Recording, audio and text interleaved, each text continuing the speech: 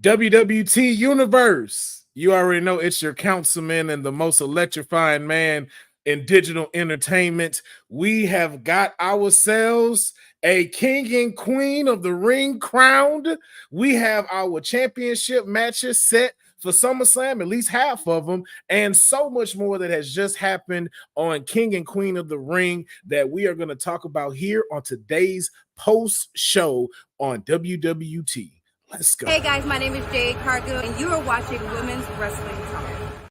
10, 9, 8, 7, 6, 5, 4, 3, 2, 1, 0. Women's Wrestling Talk, the #1 women's wrestling network on the planet.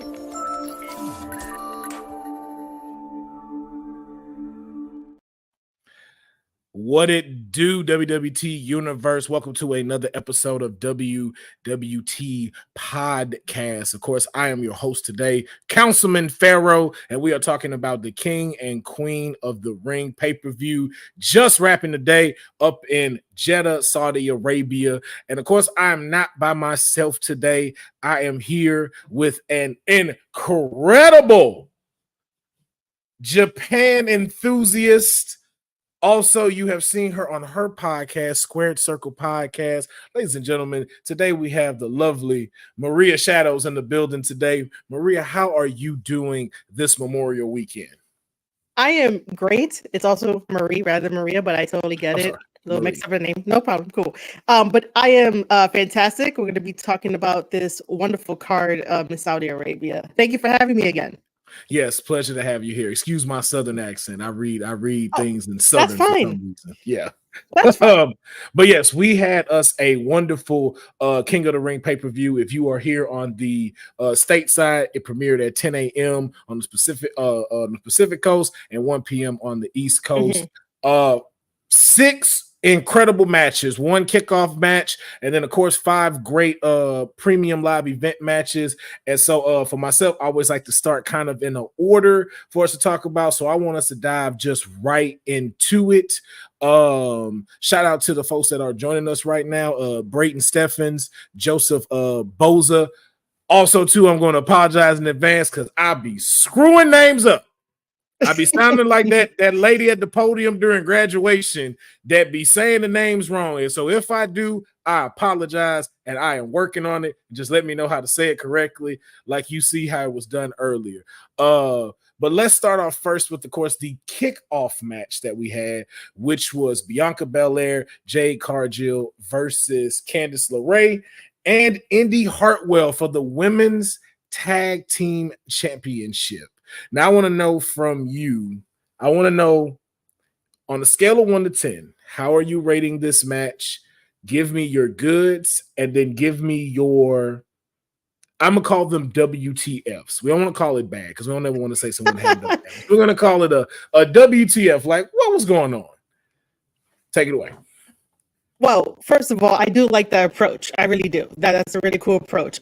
Because normally I would have just started off with saying that I absolutely love this because I loved watching Jade and Bianca like grow as a tag team. Like I'm so invested in their story and their friendship. So like, you know, kudos to them. I also do enjoy watching Indy and Candice. So if we're rating this from like 1 out of 10, I'm gonna give it a 6.5. It was still good. I enjoyed it, but like a 6.5 is good for like the kickoff show. I do want to say that like the finisher for what Jade and Bianca did, I was like, oh, that's pretty cool. That's pretty, outstanding. I do like the fact that WWE knows which wrestlers to put Jade with so that way she could get her reps in and feel comfortable in the ring. Not like every other wrestling promotion that I know does that very, very smoothly. But yeah, on a scale of 1 to 10, it's a 6.5. What did I say? 6.5. 6.5. But I don't have any like WTFs. Okay. No, I feel that. And I also agree with you too. Same way as I think Joseph put it well. This was how you do an appetizer correctly. They started off on a high. There was some people pissed that this was an appetizer saying Jade was buried. I don't necessarily agree with that.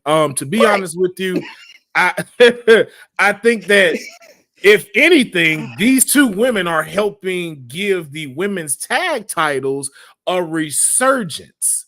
If I'm being honest with you, this is now the second time that we have had a banger of a match for the women's tag team titles. We had it previously, I believe, what it was between the Kabuki Warriors, which was also a great match. Same thing here. Now, again, I'm not going to say they've given us 8 out of 10s, 9 out of 10s, or anything like that, but they've definitely had us now paying attention a little more to the women's tag team championships. And just like you said, the finisher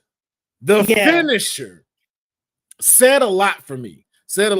And you know what? Because of that, and because of also the storytelling that led to this with Candice LeRae, you know, so they're saying her messing up Bianca Belair's knee. I will bring this to a 7 because you gave a little more legitimacy to the way, to where it's like, okay, now I want to see them in more tag team action, not just a filler match. It's now you made them contenders, and I wouldn't mind seeing them getting another title shot or being in some more stuff. And as well as you solidified Jade Cargill and Bianca Belair as a tag team by showing us this incredible finisher. It makes us feel like we're not just going to have them for 3 months. We're going to have them for a good little stint right now, maybe through the rest of the year, who knows? But it's at least giving us time to go like, hey, we're now trying to take these titles seriously, and we want to make sure that we establish tag teams that can go toe-to-toe with them. And I think that's the best thing, having a bar so high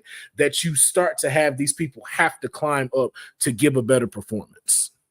Definitely, totally agree with that. I do also want to mention too that now WWE is starting to make us care about certain injuries and certain injuries that play into the storyline and stuff. Because even on commentary, you know, they were like, oh, you know, well, Bianca said that like her knee was fine, you know, but then now that her knee got worked in the match and whatnot, she's all like, ow, my knee, I can't put too much pressure on it. And then for us as fans that were watching it, we're like, oh, you know, could this be it? Could this be it that they lose their championship titles? So there's stake in the matches now. And even if a match doesn't have a title belt, the stake of the injury storyline helps balance everything out. I agree 100%. So, like I said, I think Joseph and yourself put it very well. This was a great appetizer. We're sitting at the wrestling restaurant in Jeddah right now. This was a good appetizer to get us ready. We done had a few drinks. And so now we're ready for the first course of this 5-course meal. And the next one that they gave us was the Women's World Heavyweight title. This was the first match, the opener to King and Queen of the Ring. The crowd did not disappoint in supporting both of these women and also throughout the night. So that's one of the first things I want to say too. Shout out to Jeddah for keeping that international buzz going within the crowd, because they brought it tonight. And the same could be said about this match between Becky Lynch and Liv Morgan. And of course, which I think is probably one of the biggest surprises of the night and starting it off, Liv Morgan is now the new Women's World Champion. She did it. The revenge tour is complete, and she is now standing on the top of the mountain, defeating the man, Becky Lynch, one of the 4 horsewomen, and now stands on top of the women's division on Monday Night Raw. Marie, Marie, once again, I want to know, what was the good parts of this match? If you had some WTF moments, and what would you rate this 1 out of 10 for this match? So I'm actually happy that Liv Morgan won the championship title, just because I am just Becky Lynch fatigue. And when I said that last on social media, no one really liked it, but it's okay. It's just Becky Lynch fatigue. I wanted a fresh new story, and Liv could give us a fresh new story and let her actually like blossom into, you know, the second part of the revenge tour, because people might think like, oh, now it's over. Then like, what else is she gonna do? There's more for her to do. I actually usually sometimes like on Twitter, I'll like put my thoughts out about like how story can progress. Like we saw in this match that Dominic had come out, and Dominic thought he was doing a very good thing by putting the chair in and trying to, you know, do the distraction, but it ended up not working in his favor. So, you know, Liv is the champion. Why not she take her rightful throne in the middle of Judgment Day and be like, now I'm your mommy. Now, you know, get Rhea upset so that when she comes back, Rhea taking the championship title off of Liv would mean a lot more. Now, for this match, I'm just going to give it an 8 because Liv won. Both of these women can actually go. Becky Lynch can go in the ring. It's just that sometimes I want to see something different from her from time to time, not the same old, you know, way of the stuff that she does. The only WTF moment was like Dom coming out, but I kind of knew. But he was a smart guy there. Yeah. No, I agree with you. And I think Joseph also throwing it out again. Great match till that nincompoop Dominic showed up. Not surprised Liv is a 2-time women's world champion. Was it better for Liv to win here, or should she have won the Battle Royal? I'm going to say I think winning here was the best choice. Now again, too, I would have liked to see this cook a little more. But I do understand that, you know, Becky's contract is coming to an end. Also, too, she was supposed to be able to take a break before Rhea got hurt. So kind of stepping in to be the champion, but allowing Liv to really like showcase why she should be at the top of the division. And I think this is the perfect time because, one, it showed us Liv stepping up, that this wasn't a necessary fluke of a win, even with Dominic interfering, because to be honest with you, I think she could have won that match clean. And so I believe that it showed that Liv is a top main event competitor for Raw, and the fact that now that we don't have a powerhouse like Mommy, we don't have that Becky Lynch fatigue, as you put, we now have more of a fresh roster of Raw stars that are kind of on the same level as Liv, that can really work themselves to do some great things. Like I can see some bomb matches between her and Lyra Valkyria, her and Shayna Baszler, and having to try to escape from either tapping, napping, or snapping. Like it kind of, again, like we talked about with what was her name, Julia, you know, taking the NXT women's title from Roxanne. It kind of resets this universe, and it resets the women's world heavyweight championship universe to give some of these stars a chance right now. So that's what I love seeing about this match. And I will give it an 8 out of 10 as well. You know, we kind of sitting in the same range with these. Now I do have some WTFs about this match. Not too bad, but it's just kind of like, what were we doing? First things first. Yeah. What I would have loved to see, why did Liv not come out dressed in black and yellow like the bride from Kill Bill? That was a missed opportunity right there. The revenge tour, blonde hair. I can see. And then we inside here, so it's dressed all the way to the neck. This was the perfect time for her to come out in the yellow, black stripes. I can see it, yeah. And taking the title. And that would be another even shot at Becky, because that was Becky's colors at one point. So that would have been even more of a shot. So it's just, though, again, all of these WTFs are just little things that just as a wrestler, I do catch. Yeah. And so I'm just like, okay. And then my other one was Becky Lynch's setups to these. And I think that too also goes to what you said about fatigue. Like when she had her in the arm bar, and she was consistently looking like she's waiting for Dominic to come. It took I think it took a little too long for him to get there. And so maybe that's not on her and more of the cameraman for staying there too long, but it's kind of just like, it was a big dead giveaway with that. And it was kind of like, okay, I see what's about to happen. And then her selling into the DDT in the chair. It was like, okay, you could have walked into it, sold it a little more, but it seems like she was anticipating it. Like, come on, and taking it. I'm like, all right. But again, too, like you said, it's Becky fatigue. I know she's tired. and I know she is ready to go sit down, enjoy some time with her kid, and then be able to see what the next step is. And then just from Liv's side now with being the world champion and with this whole Dominic thing and with Rhea Ripley, I see a lot of potential too with her maybe even going a AJ Lee route, as with this now kind of kooky craziness to where it's like, yo, yeah, maybe she starts like, like Dominic not really messing with her, but in her head, that's Poppy right there, and I'm mommy now.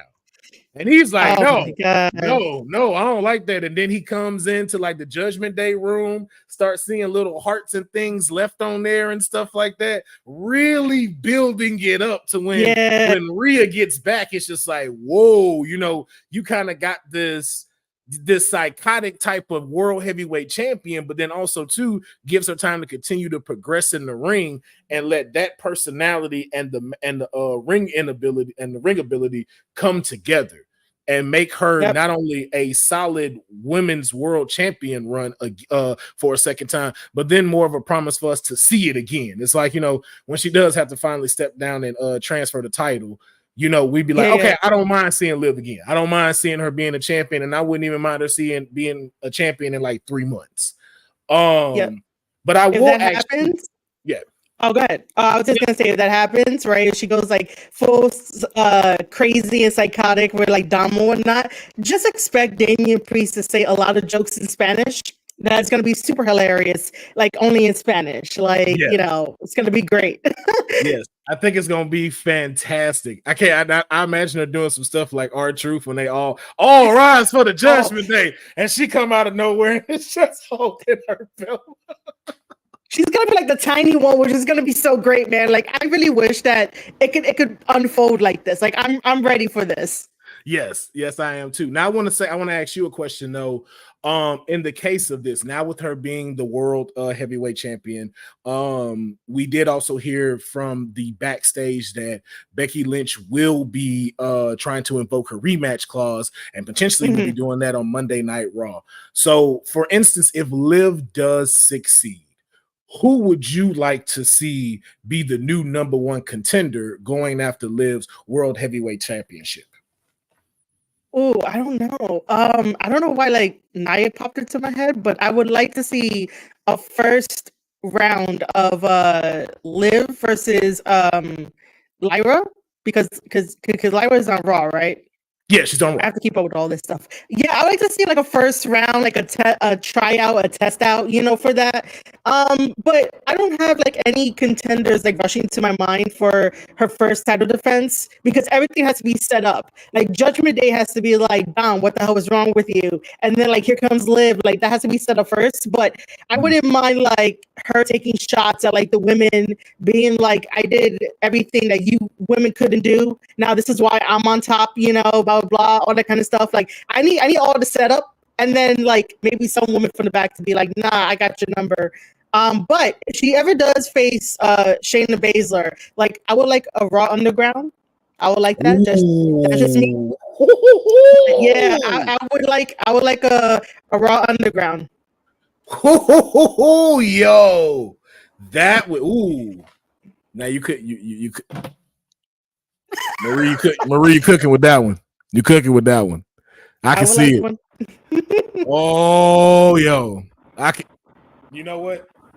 That you can't even top that. You can't even top that. That's it right there. That's some stuff I'm looking forward to. And just with us talking the way we're talking right now, that lets us know that I think this was a good move for WWE to finally punch the ticket on letting her be the world heavyweight champion because of how excited that we're getting with these potential matches. Oh, yeah. Even like you said, from a Lyra to a Shayna. I even think her and Zoe Stark would give us a great match. I don't, again, I see Liv still retaining and stuff like that, but I think, as you said, having a few that's thrown at her to at least build up her title reign, she's going to give us some legitimate matches. And one thing I'm going to say, to Liv and the creatives, more to the creatives than Liv, you better not have her tap out to anything. She better not tap out to no submission. You cannot do her like y'all did her when she faced Ronda Rousey and she tapped out and the ref didn't see it. Do not tarnish this run like that. She has got to remain strong-willed, and if she gonna lose, if she gonna win, and she got to win dirty, let it be dirty. Don't let it Oh make it yeah, where she yeah. loses. Yeah, I can see that. Yeah. Yeah, so that I just wanted to make sure I threw that out there. But congratulations to Liv Morgan. Well deserved, has been here for years, has stayed dedicated to her craft, has stayed dedicated to the company, and she deserves it and deserves all the flowers for them. But like we said, that was a good first course. You know what I'm saying? Mhm. We didn't fill up on bread. We ate most of it. We had a few more drinks. And then we're a little full. We're not too full. We still got our stomach ready, but our taste buds are a little relaxed now, so we can move into the next match, the triple threat match for the Intercontinental Championship. Bronson Reed, Chad Gable of the Alpha Academy, and the Intercontinental Champion himself, the hometown hero, as they were calling him, Sami Zayn. Now, Marie, I gotta ask. What was your good? Are there any WTFs? And what were you rating this match? First of all, I really do think that like WWE should have put the title on Gable. There's nothing really wrong with Sami Zayn. Sami Zayn has proven himself, even as him as being El Generico. Sorry, spoiler alert. Because I followed his whole entire career from the Ring of Honor days, the good Ring of Honor days, all the way up to now. And he has proven himself, and there's nothing else for me to be like, all right, cool, what else you got? Bronson, on the other hand, like, I don't know what it is that like I know he has all the potential in the world to be like the biggest guy there where people can get behind him, because I mean, listen, he's a guy that defeated Okada in New Japan Pro Wrestling, and I was even shocked, and I had to cover that, and I was like, whoa. Bronson Reed, aka Jonah, for everyone out there, defeating Okada and then coming over back to WWE and stuff. Maybe he should have got the championship title for the Intercontinental Championship title. But like for some reason, it's just that this whole dynamic doesn't like work for me because it's not really hitting. Because I think that my hope and dreams was like Gable should win it, that type of thing.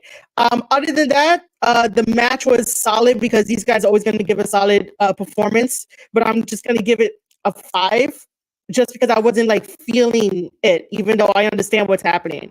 I don't really have any WTF moments, but that's just like my thought process on like this triple threat. Oh yeah. Yeah, no, I agree with you.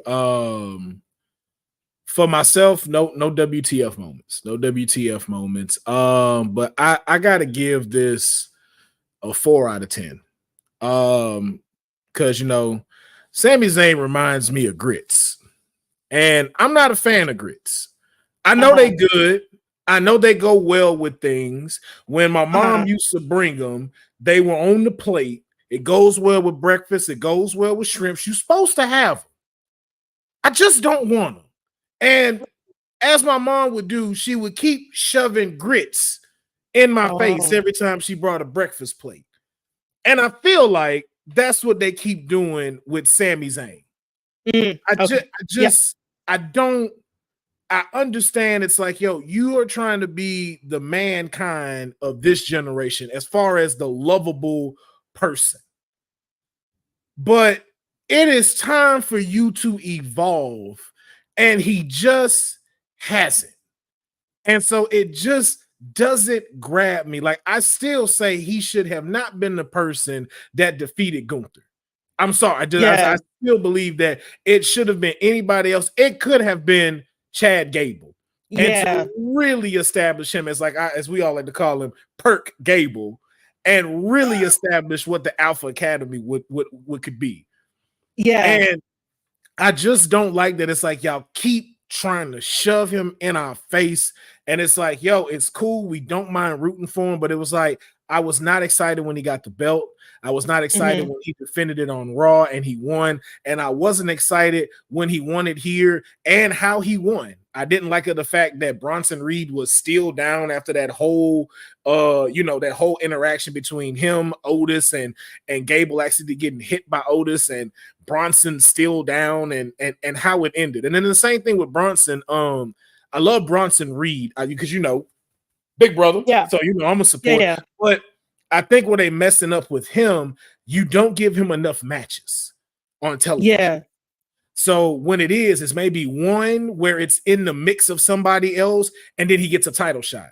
But it's not enough for us to show this pure destruction that is Bronson Reed. Like the fact Bronson Reed didn't do anything like how Braun Breaker did this past Monday. The fact that we haven't seen him do anything like that, it just doesn't give us, it still yet have come off to be this dominating, scary figure that, once you win the title, hey, things about to be completely different. Yeah, you're totally right. Yeah, he hasn't shown that. But Perk Gable, my boy Perk Gable, man, I agree with you. Should have been walking out. He should have been walking out as the WWE Intercontinental Champion. And for some reason didn't pull the trigger and then had Otis mess up, which I just don't think was right. But once again, for some reason, they want to keep slamming Sammy in our face. And I swore that I thought he was going to lose this one because the last time he was in Saudi Arabia, he won. So I felt like, okay, so, like it's always supposed to be that give and take as a wrestler. Like how Undertaker gave to end the streak. You kind of lose to the hometown to, give that effect, but it was just like, it didn't happen. And then the chance when he won wasn't even that great. So I don't know. It's kind of like Gunther let that title go. And so I'm going to ask you, do you feel like, maybe we're jumping the gun, but I will ask, do you feel like, are we now having the Intercontinental Championship with the way it's now being moved? Is it starting to lose its stock as a title? I want to say 50-50 only because the way that it's booked, the way that it's pushed, and the story surrounding it, because we've seen Sammy already hold this title, and I'm not sure if it's I'm not sure if it's a sorry to him and fans because he didn't dethrone Roman at the time when we were all like, yo, just give him the title. We were all red hot for him during the whole bloodline storyline type of thing. So I don't know if this is we're sorry, here's another run at it. But I'm gonna go 50-50, man. Because you need to have a good story behind the Intercontinental Championship title and bring it back to the roots of what it means to be that champion, and for people to push it again.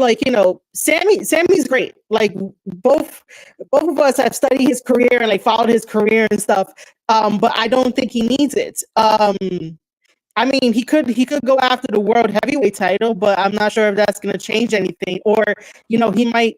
I would like to see he take a break a bit. Take a break, reinvent himself, work on some things, just so that way he could be off TV for a little bit. But yeah, my official answer is going to be 50-50. Okay. And I completely agree with you. So I will say, because again, I like that we're kind of doing what I call phantom fiction when it comes to kind of writing some of this stuff out. So I'll ask you, what does Sammy need next? And who is the opponent for that? If he's not taking time off, I know you said he should go away, but if he's not going away, who should his next opponent be? That's a very, I don't want to say difficult question because it's not really difficult. It's just trying to put him with somebody that would pull out maybe some El Generico vibes. He's only had two characters. He had El Generico, and then he has Sami Zayn. I'm not sure what else he could do to make a new character, a new version of this Sami Zayn. And if WWE were to ever rename him, that'd be a very bad thing. But Chad Gable has been bringing out really good aggression out of Sammy. So sticking with Gable for a little bit longer. However, I think it'll be kind of interesting to see Drew McIntyre have a program with Sami Zayn, just so that way, like, Sammy could use more social media in a different way to combat Drew McIntyre, because let's face it, Drew McIntyre is like now king of social media. Yeah. But the way that Drew like elevates everybody, he could probably elevate Sammy to just have something a little bit more. But I'm not sure, but that's just where like I'm gonna end that. I Okay. really do love the question though, but like I love this kind of stuff where I can like think out storylines and stuff like that, because my background is I have a bachelor's in creative writing and a publishing Okay. certificate. So basically this is my number one thing to be a writer for like WWE. So I love like doing this fantasy fiction kind of thing where we get to like break down this kind of stuff. So I just love it. It's just that's a pretty awesome thing to have to like really think about, of who would be best to bring the best out of Sammy. And not Kevin Owens. No, not Kevin Owens. And I definitely think would be a great way to bring him out.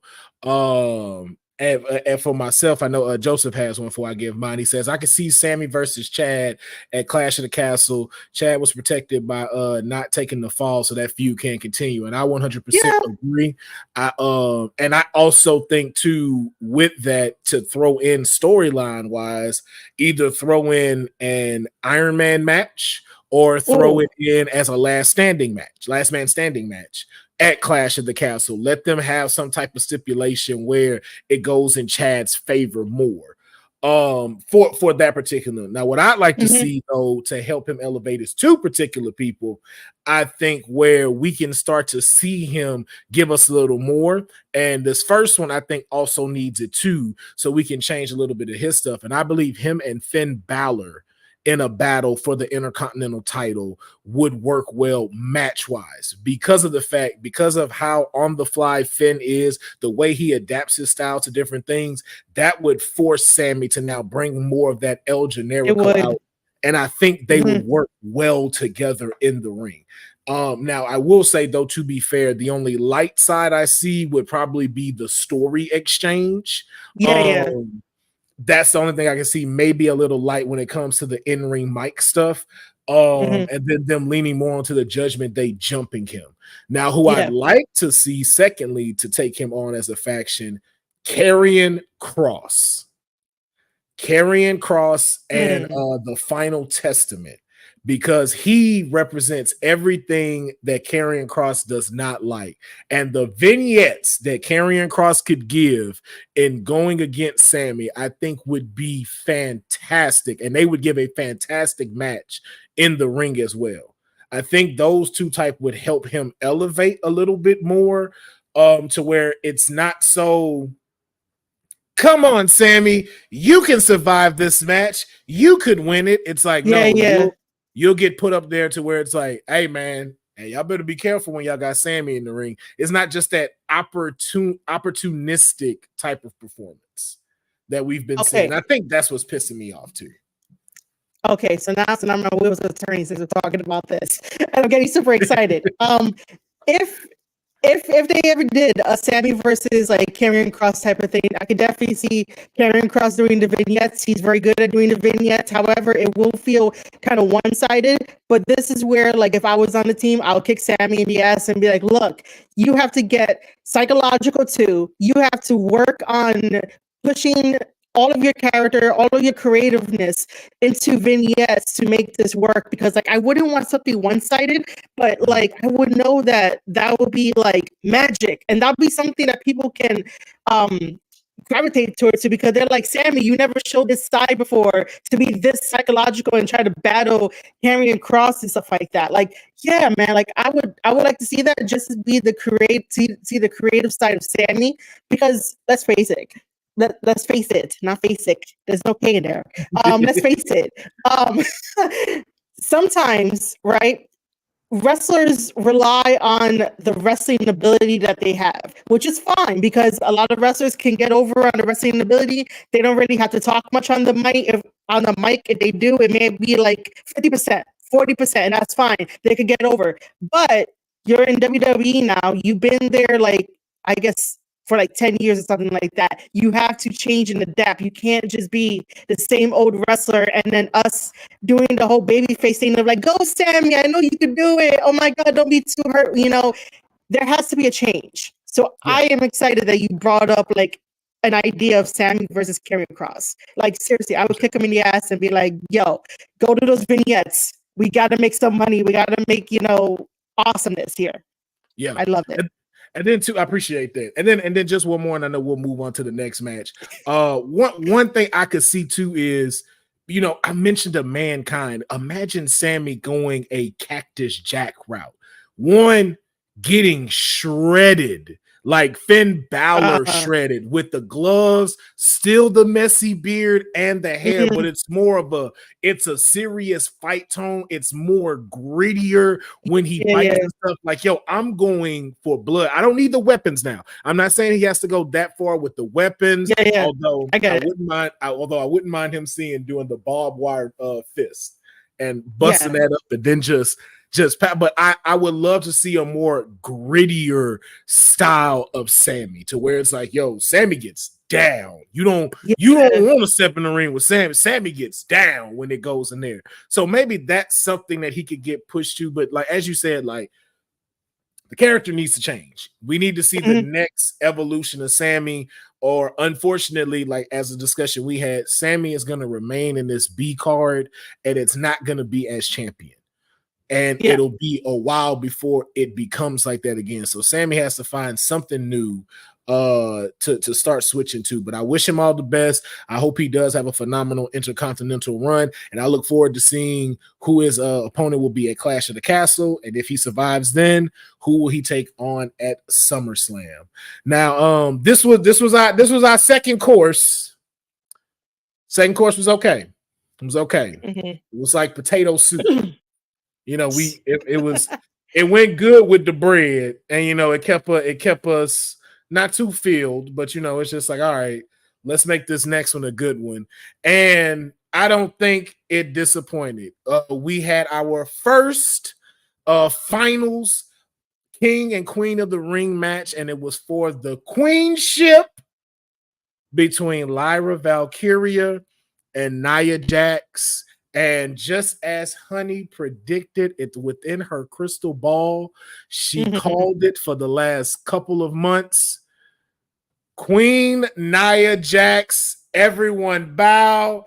Please bow and clap for your new Queen of the Ring, Queen Nia Jax. Now, Marie, I gotta ask you, we're going back to this match, which I thought was a very, very great match between rookie and veteran.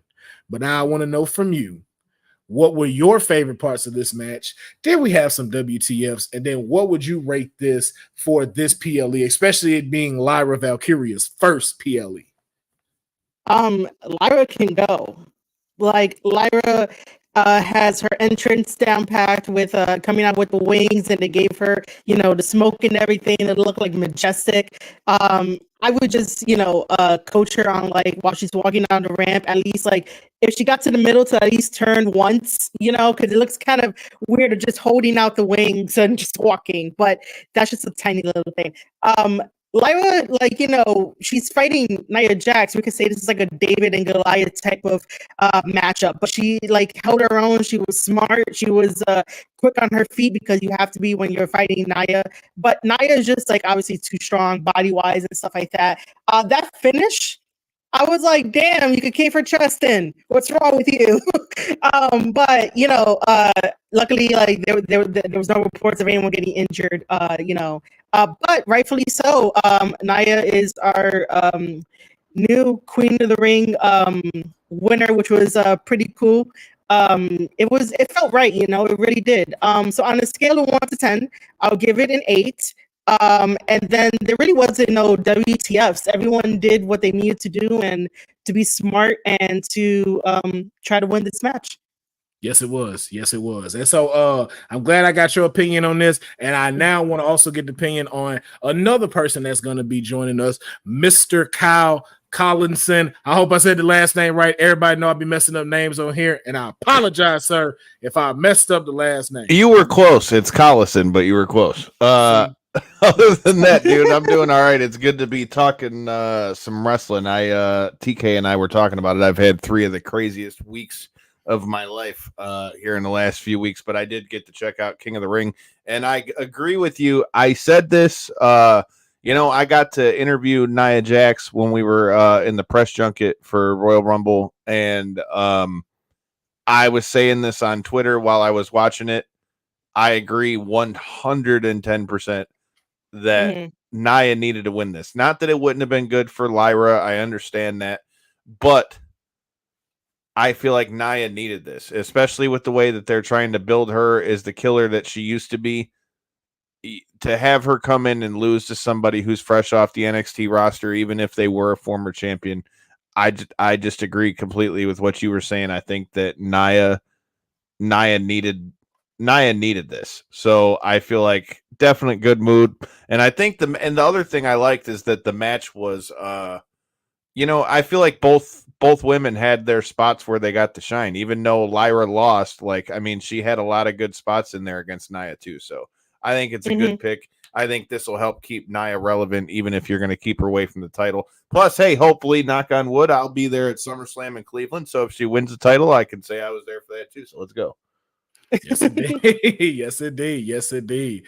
I felt the same way too. I am going to. Hold on, Kyle. What would you rate this match 1 out of 10?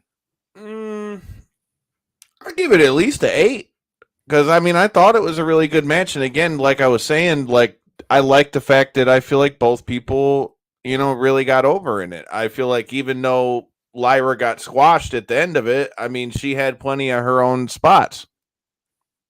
Okay. Yeah. Yep, and I gotta say, so it's gonna be 8 across the boards because I also agree. I give this a 8 out of 10. Love Lyra's outfit. I do agree with you, Marie, about the holding the wings. But remember, oh, the wings were badass. She's the Raven. She is the Raven. So you get your Raven on, girl. I don't care. She should have hit the squawk like me. I dug the purple boots for Nia too. Like the attire was great. Like y'all said, I love the spots that all of them had. Although Lyra did come up short as queen, she took a victory as letting us know that she is a top competitor on the Raw women's side, and that we are looking forward to some great matches with her in the ring. And hopefully, she stays healthy. We don't catch no injury bugs or anything like that. But I just thought this was a great match. I enjoyed the ending, and that's really what the WTF moment is. That Nia has stepped it up. Oh yeah. I was like, this is the Nia I've been waiting for. This is the wrestler. But I will say, I wish she would have thrown out that line that went viral for her when she fell outside. I thought she was going to say it when they all zoomed in on her too. Like, I swear I thought I heard that shit when they zoomed in. I'm like, oh shit. She's going to say it. I was like, she didn't do it. She was just like, that hurt. Yeah, she's like, oh, that hurt. I'm glad somebody else besides me thought that because I was like, oh shit, here it comes. I thought it was coming. You were not alone, Kyle. We thought it was coming. But I did enjoy how this match went. I enjoyed her now becoming queen because, like you said, Kyle, she did need this. She needed something that she can be able to ride out for the rest of the year. To be honest, even moving into the next year, I can see her having a King Booker type of route with this, especially the way she stepped up her in-ring performance. I also do like, a little bit of the kayfabe being broken when Paul Levesque came out, hugged her, because we do know it has been a real trying time for her. It takes a lot to be a wrestler in the ring, in the back, doing promotions, everything, but it takes a lot to take on the scrutiny of the WWE universe. And believe me, they do not hold back. they say the most craziest stuff. And for her to really have to sit there, be able to take those things, it was just like, yo, it is just great to really see it come full circle for her to be crown queen, to be one of the top heels now on SmackDown with this crown. And I just can't wait to see what she does with it. But I do want to ask the both of you, and I am going to start with you, Marie. Both King and Queen are guaranteed a championship match on their respective brands for SummerSlam. So just even to answer folks like Joseph, if we would get like a Nia versus Roxanne, they did clarify on King and Queen of the Ring that it will be on their respective brands. So it will be Nia versus whoever the WWE Women's Champion is, as Paul Levesque did point out, because it appears Bayley will be facing someone at Clash of the Castle. Now, it hasn't been said who it's going to be, but we do see Nia going into SummerSlam. But I do now have to ask, what is the percentage you see of Queen Nia walking out as the WWE Women's Champion in SummerSlam? My brain wants to automatically say not yet, because I need her being queen to sort of fester and like turn full heel and go crazy on people and like do the whole entire thing until she gets it. So I'm gonna say it would be too early to take the belt off of she's on SmackDown, right? Yes. Okay, it'll be too early to take it. Yeah, right? Okay. Yeah. Yep. So for me, it'll be a little too early for her to take it off of Bayley. However, I do know that her and Bayley can have a really good match. I do know that her and Bayley could tell a really good story and throw some obstacles in her way. But I really do want to see the queen, her being the queen mean something. The same way when we get to talking about who's our king, I want that to mean something. So 40% just to be nice, but it's not happening at SummerSlam. Okay, now I'll give you that. That's a good percentage. Kyle, how about yourself? What percentage do you see Nia Jax becoming WWE Women's Champion at SummerSlam? So I'm not going to hold you. Like, I forgot for a second that they said that it had to be on the respective brands, because like I could have definitely seen if it were like her versus Liv Morgan, I could totally see her taking the belt off of Liv. To Marie's point, I don't think that it's time for Bayley to lose it. Then again, we got a couple months between now and SummerSlam, and we'll have to see where this all plays out for Bayley as well. But I guess if we're going percentage wise, I'd say 40-60. Okay, say about 40-60. All right. I'm glad we all kind of same minded. I say the same thing, and I think just as because I don't think she needs, like to Marie's point, I don't necessarily think that she needs the title right now to keep this going. But if they're not going to have her beat Bayley at SummerSlam, which they still could, but if they're not going to have her beat Bayley at SummerSlam, like she needs to be like dominant as fuck with winning this whole Queen of the Ring thing. She needs to be bougie as fuck and beat the fuck out of some people, and just really needs to live that up. She needs to be a major character on SmackDown for that to have anything to make any sense. Yeah, no, I 100% agree. I will say too, mine does sit at a 40-50 just because SummerSlam isn't until You're missing August. 10%. Can't be 40-50, cheater. I didn't get to have a mulligan. What do you mean? I like you caught that, huh? I'm a betting man. Nah, damn it. That's not fair. He's still leaving a 10% chance out that he gets to win, even though he picked his odds. It don't work that way. What the fuck? I'm gonna give a 43%. 43%. Just because, like you said, she's been champion. Number. I know. I was like, well, I'm gonna go odd as fuck with it. But like you said though, too, she just won the belt in April, and SummerSlam is in August. That's still a run to have to where. So if they switched it over, it's like, okay, you didn't had it for at least close to half a year. But I agree with y'all, though. I don't think it's time yet. I do want to see the Queen Nia stretch go. I want to see her. See, but again, that kind of goes back to what I'm saying, though. I agree with you 100%. Like, we need to see the stretch, but it all depends on how the Queen of the Ring thing and the King of the Ring, vice versa, how those are, like, depicted, right? Because I don't know if anybody else thought this, but another thing that kind of, like, popped through my head, while I also thought it was dope the way that they acknowledged the fact that Zelina was the, the first women King of the Ring. What the fuck, Queen of the Ring? You know what I was trying to say. Anyways, but my point is, I like the way that they acknowledge that, but after a while, Zelina's run kind of like wore out, right?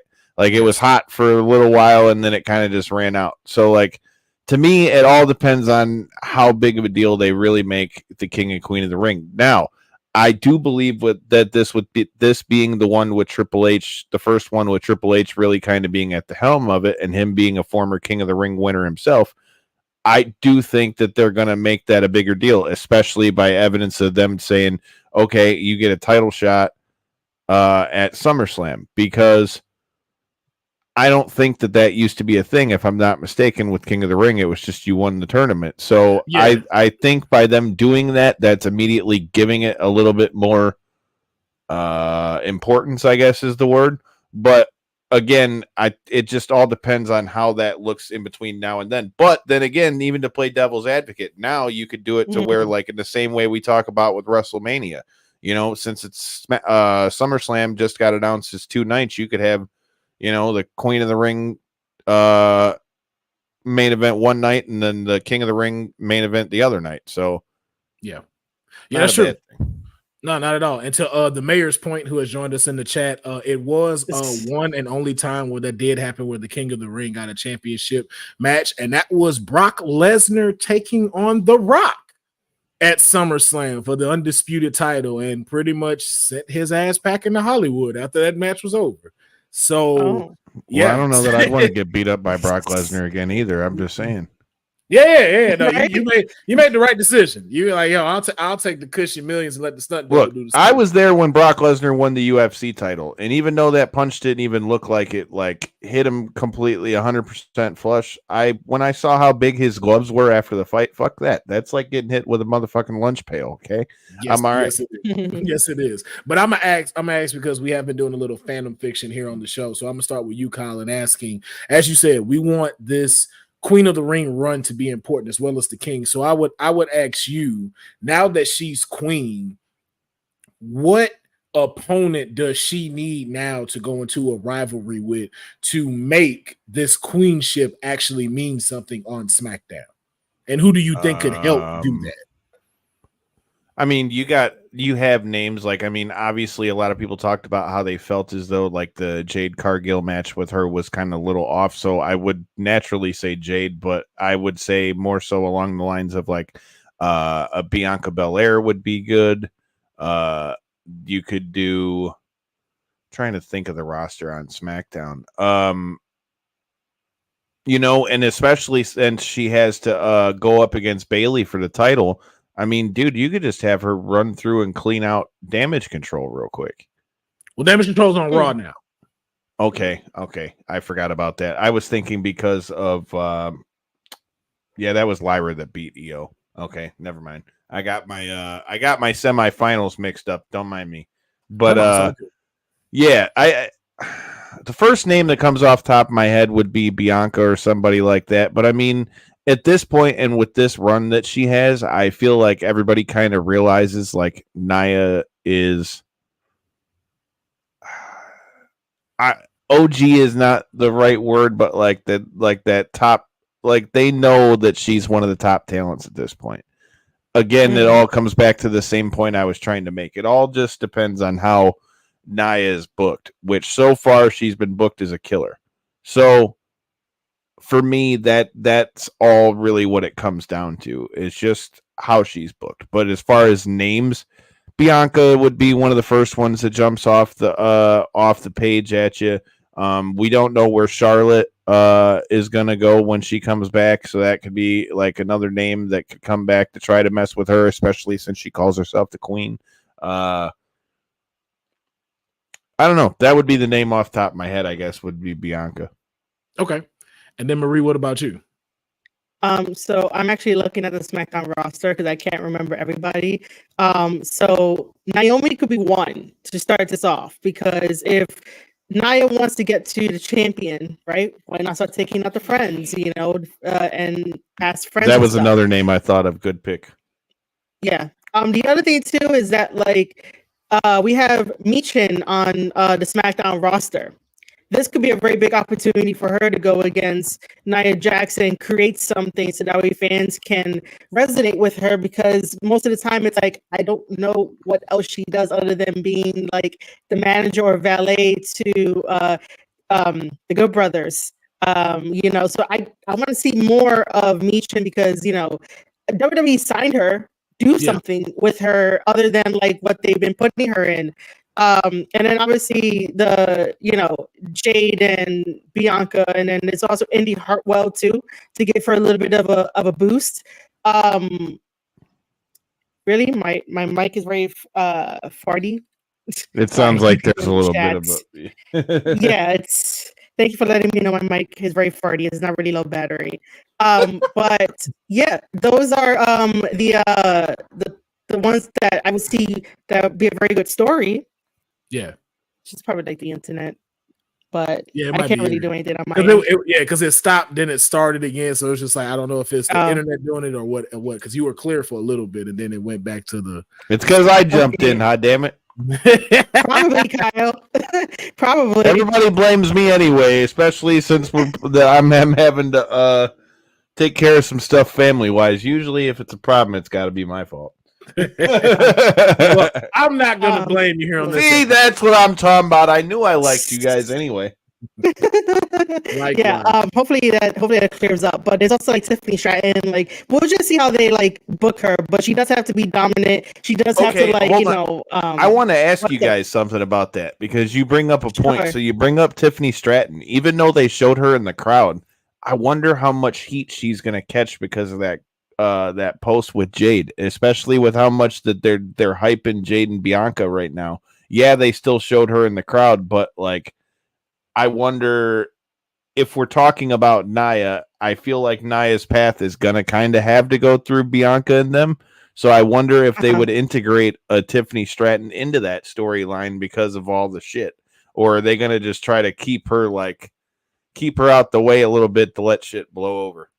I think a little bit of both. I think a little bit of both, just because if it was a blowback, and I think it is just kind of dying down now, we wouldn't have gotten a match like we had with her and Bianca. It would have been more leaning to where Bianca won. Like it really showed us when they had their qualifying match, Tiffany could have won that. And normally you kind of see those politics come into play a little bit, but to have her there to consistently keep promoting her on television and to even show her in the crowd, I think they're still working her, but they are still kind of remaining cautious. But again, too, her and Nia are good friends. Like they do a whole bunch of TikToks together, and Nia does have that pull as an OG. So I think there is some way of maybe Nia kind of putting her under her wing to keep her a little protected and making that work in the way that it needs to be. So only we'll see though. We'll see coming up on SmackDown how they use Tiffy time when this Friday. Yeah, I do think that whole situation was just really blown out of proportion because it was just really, really weird. But I don't really think that she has the heat that the internet wrestling community think that she should have. Because if anything, Bianca and Jay would have made their feelings known to like management and be like, "Yo, this isn't okay" or whatever. Like something would have happened in the back. But their paths are gonna cross, and if their paths cross, most likely, maybe Jade or Bianca will throw a stiff forearm to be like, next time don't do that, just so the fans could be happy. But I think that their paths are gonna cross. It's not gonna be that big of a deal. Yeah, I agree. And I will say too, I would love to see as far as like what we're doing as far as Nia queenship goes, I would not mind seeing another match, kind of like how she did with Lyra. I love to see her and Blair Davenport, who's new on the SmackDown. I think that they could have some good runs, but I want to see Nia blow through everybody. Yeah, I think she has to a degree. like And- to rebuild her. Yeah, and one other thing they should throw in, and I know it may be too much, I'm saying it. Queen Nia joins the bloodline. I would not be mad at that at all. I'd love to see Naomi join the fucking bloodline, to be honest with you. Although at this point, and this is maybe a topic for another time, I've been saying this for a few weeks. Those of you guys who have seen me over here before, usually I'm on knockouts and 3 counts, but like I said, been dealing with some family stuff. But with all that being said, I think what we could eventually end up seeing, at least in that vein with what you're saying, I think that there's a good chance that we could see like Jimmy, Jay, Naomi, and like Roman side, and then like, you know, or somehow like Nia could be integrated that way. Like you have like a female on each side of the family. I feel like that's the only way I really see that at this point, because I feel like as far as the bloodline thing goes, although total sidebar, shout out to my guy Juicy J Henderson, who got the job done in 17 seconds in the fight last night. But dude, there were 2 motherfuckers that walked out to Roman Reigns theme, and 2 motherfuckers lost quick. I was like, God damn it. You did all this to come out and the one guy's like doing the whole pose and shit when he comes out. And I'm like, dude, what the fuck, man? If you're going to do the whole thing, you got to win. I mean, that's just a story for another side. But like I said, I think the only way that works, and I like that idea, and I've been saying that for a long time, but I think the only way that works at this point with how everything is if we get like the bloodline civil war, which is what I think we're headed for. But that's the only way I could really see them. If they haven't entered like Naomi by now, I think that's the only way we see it, although I'd be all for it. Yeah, I would too. And then you always make sure you got to get approval from your tribal chief before you just play and come out to his music. That's why you lost, because you didn't acknowledge him and ask for permission. That's why that happened. And if was such a double-edged sword for me, bro. Is like the MMA guy, I loved to hear like my 2 worlds crossing. Like I was telling people while we were sitting there, shout out to my guy Anthony Coleman, who's also a pro wrestler and a fighter as well. But we were talking about this, and I'm like, dude, how come nobody ever rocks like the old school Stone Cold theme, the Glass Shatters one from Disturbed? Like I feel like that would be one of the most badass fight songs that you could, dude. Say what you want, but man, that was my shit in the day. So like I love that one. That was one of my favorites. I could totally come out to a fight to that, but that's a story. That's a whole other topic. You can't lose. You gotta be the baddest fighter if you come out to that, because you cannot lose with that song playing as your intro. Like you gotta come and rain fire hell in that match. You have to win by knockout via Stone Cold Stunner. You do. You gotta punch him. Let him. And you gotta have a beer bash after that. Shout out to my guy Mondo. They wanted me to throw him beers from the commentary table. I'm like, you just better not miss him.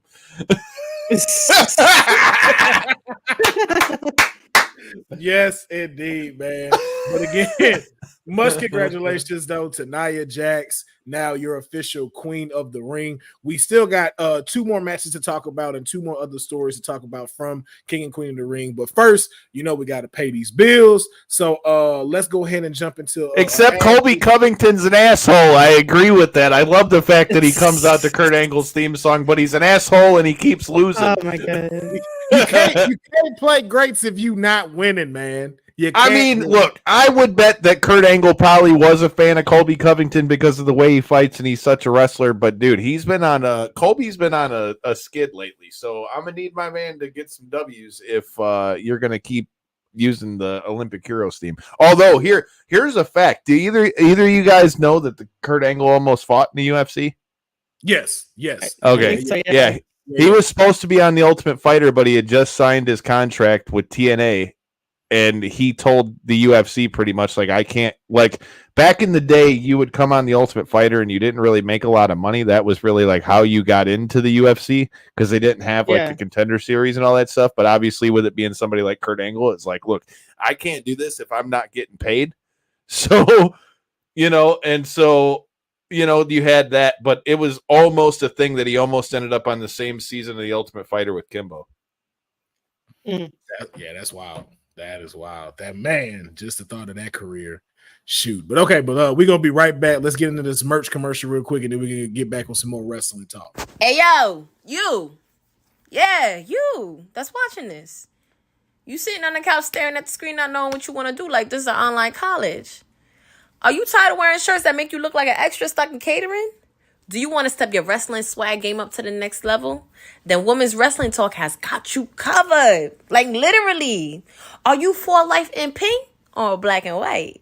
Or maybe you're the EST and people need to respect you accordingly. Want to put some pride in your stride and show off the muscle in your hustle? Then make sure you check out the WWT store. Not now, but right now. Alright? What you waiting for? Head to www talkpodstore.com and don't make me fight you. Shit. That ad was sponsored by Perk Angle and a UFC career that could have been excellent. Perk Angle was a bad motherfucker for those that missed his run in TNA. That's all I'm gonna say. Like Kurt Angle definitely did some of his best shit in TNA. Like Perk Angle versus AJ Styles. Go back and watch it. Yes, what it was? Who did he fight? Abyss. When that man kicked that front flip off the stage, I was like, yo, Kurt Angle. And almost landed on his feet. Like, where the fuck did Kurt get this from? He's a cat. Like, yo, I was like, them perks are perking the night. Percolating. Let's go. Perk Angle. Yo, bro, that was some of my favorites, man. But we're going to keep it pushing into the next finals in the King and Queen of the Ring tournament, and it was between the Ring General Gunther versus the Apex Predator himself, Randy Orton. And so many people believe that, you know, with the way Randy Orton has had 14 title reigns, has been an Intercontinental Champion, a U.S. Champion, a Tag Team Champion, Royal Rumble winner, the only thing missing is winning King of the Ring. And we thought with that 10-minute intro that he had, with the entire Jeddah singing his entire song, serenading him to the ring, that he was going to pull out the last bit that he has not achieved. But the Ring General had other plans and let people know that, hey, just because I lost an Intercontinental title does not mean my reign doesn't end. It ain't stopping. I'm still dominating, and now have a future World Heavyweight Championship match against either a champion that we will be talking about right after this match. But Kyle, I'm gonna start with you. The way we've been doing these matches is, what were the good that you liked about it? What was a WTF moments that you had, if any, in this match? And what did you rate this match 1 out of 10? I would give this one 8 or 8.5. I just want to say I was 2 for 2 on my picks for this. Go check it out on Twitter to see it for yourself. But I like this because anyone that watches our show, I've been following Gunther back when he used to be called Walter, and seeing him wrestle in everywhere from Knights of Columbus's to seeing this and getting to interview the guy in the press conference. I've said it all along, dude. Like, Gunther is money, and Gunther has finally started to develop like the speaking skills and all that with it. Like, I said this as soon as he lost the Intercontinental title. I said, when he loses the Intercontinental title, god damn it, he needs to be kept hot. And I feel like him doing this way, in the same way we said with the Queen of the Ring that we didn't think that it was time for Bayley to lose it. I'm saying it right here and now, and I'm sure I'll talk about it on Knockouts of 3 Counts before we get to SummerSlam. But I think that Gunther definitely could take that title off of Damian Priest at SummerSlam. I believe that 110%. I think they see the faith in Gunther. I'm not trying to hate on Priest because, again, I've been a fan of his since he was Punishment Martinez. So, like, I was happy for Dude to win the title at WrestleMania as well. Ring the bell. I was there for that too. But with that being said, I think Gunther is like the perfect person to win the King of the Ring, especially with him having the European flair to it. Like, dude, I could just totally see him being a straight asshole and like beating the dog shit out of everybody. So I'm with it. I think Gunther was the right choice, and I think there's a good chance that he's winning that belt. All right. Marie, same questions. Mm-hmm. So first of all, I would have liked to have like King Tama, just because Tama's my favorite, and I'm a little biased towards Tama, but that's just me. However, I am happy that we got Randy Orton versus Gunther because, like, man, Randy Orton has been everywhere, all over the world, and he's a testament to staying in professional wrestling with longevity. And to fight Gunther was really great to watch. And then, like, Randy experiencing like how hard Gunther hits because like bruises started to show up, and I was like, damn. Yeah. I would say that this would be a 9 for me, like a 9 out of 10, because I really, really enjoyed the back and forth. I really enjoyed the urgency. I really enjoyed how Randy just, takes control of like the story, and then you have Gunther. And then, also Randy Orton taking his sweet time around the ring and letting the fans sing to him. I'm surprised Gunther had like the same face. At that point, I would have been like, look at this guy. Look at this guy. He's taking forever to get here. I will say, though, that like because they were playing up Randy's knee injury or like whatever it is at this point, when Gunther goes and does the crucifix to get the win, Randy's shoulder was like technically up. So I don't know, like that was a weird controversy and whatnot. And I was just like, oh man, But luckily, we're gonna get like that rematch coming up soon because Triple H was like, "Yo, we're gonna do that again." Just so that way there's no asterisk, because it does kind of feel now it's kind of an asterisk on Gunther and whatnot. But that's like the only WTF moment, because I really wanted Randy Orton to like win. It'd be kind of cool to have King Randy. But then now thinking about it, I don't know what he would have done as like his first order of business. We all know like Gunther's first order of business is to call everyone probably like peasants and try to take over the roster and be like, I am your king now. He graduated from general to king, which is pretty like, deep with like history and shit like that. Like I'm all for Gunther and his reign right now. But yeah, that's basically what I have on this match.